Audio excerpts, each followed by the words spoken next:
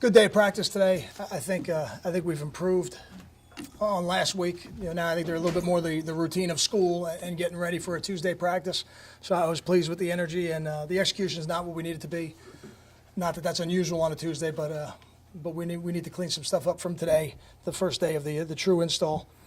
And I think our players are well aware of the challenges that'll be presented this week. Playing a team that thus far this season over 2 games has won the turnover battle. They've only thrown 1 interception. They have not relinquished a fumble as of yet. They're winning the drive start with their kickoff coverage and kickoff return teams. They've done a good job with that, and they're 5 for 5 in the red zone scoring touchdowns.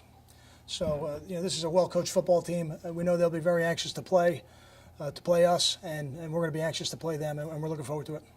Questions?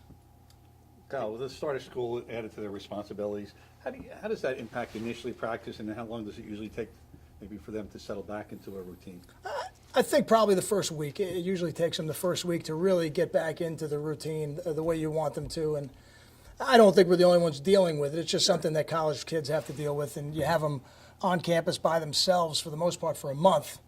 And then all of a sudden it's game week and the students are around and they're in the dorms. They're not just with their teammates anymore. And they're spending less time here because now you're into the 20-hour-a-week rule and all those things. So, I think it usually takes them a week to get into the groove of it. I thought we did okay last week. I thought we started a little bit slow on Tuesday.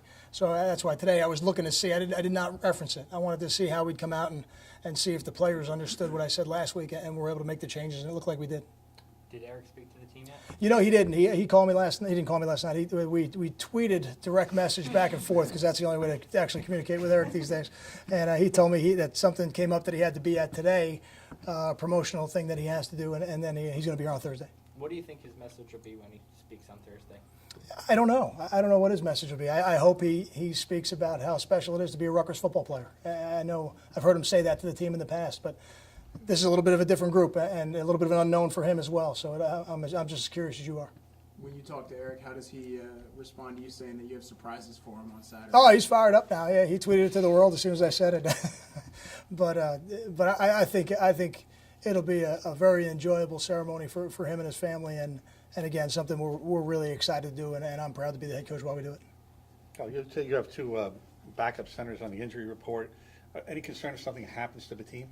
Sure, and I had a conversation a long time ago with Rick Trickett, who I believe is still at Florida State now as the center, as the line coach, and he told me a story a long time ago about having his first 2 go down, and the third guy couldn't snap shotgun, and the ball went over the quarterback's head, and then they lined up to play the next play, and the next one went over his head.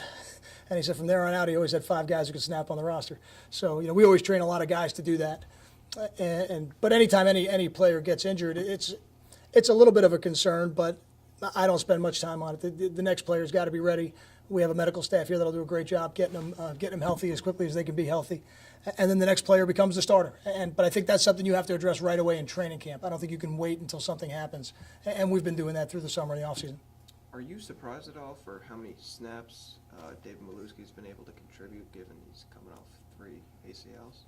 I'm not. I'm really not. I think it's been my experience that the games are easier on their body than the practices are. The games, you go out there and you play 3 to 5 to 7 plays at a time, and then there's a break and you're off the field, whereas practice, you're going almost constantly for a little over 2 hours.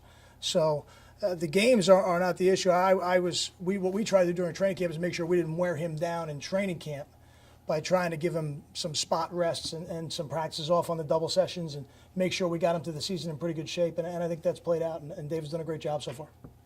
Burton and Paul James, they were guys that were recruited or preferred walk-ons. But when you look at them, you see you're starting back with guys that were walk-ons. What does that kind of say to their determination or their work ethic, whatever?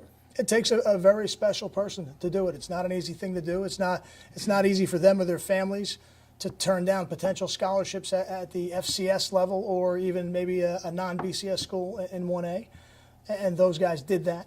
So it's not easy for them to make the decision initially, and then, like anything else, it's always I don't know if there's any difference in terms of fighting your way to the top of the depth chart, because once they get on the field, there's no stickers that say who's on scholarship and who's not. It's not intramurals; the best players play. So, I think probably the hardest part of the whole thing is making the initial decision and commitment to do it. And we've been fortunate, from Gary Brackett to Sean O'Hara to Howard Barbieri, Brandon Rankart, P.J. James, Michael Burton, and I probably missed a couple here and there. Joe Giacobbe would be another one on our strength staff currently.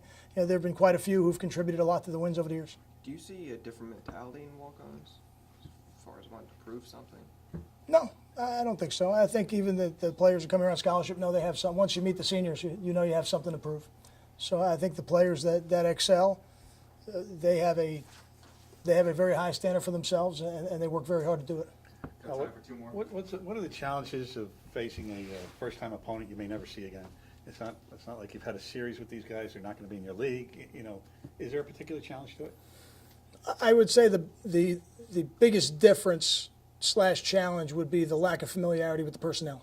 That's really, I think, the biggest difference. You're watching it on film, and it's a league that we did play a team last year, but we don't play a team from that league every year, and so there's not a lot of familiarity with who the personnel is, and that's probably the biggest unknown. The schemes change week to week, different teams, different coordinators, so that I think we're used to doing, but not really knowing the personnel would be, I guess, the biggest challenge. How do you go about getting film? I mean, do they have a lot of film? And obviously, not a lot of their games are on network television or anything like that. I mean, is there enough there that you can glean from when you go and look at the? Is there enough tape there on them? Yeah, we exchange the games, so we have all the coaches' tape, offense, defense, and special teams. Thanks, Kyle. Thanks, guys. All right.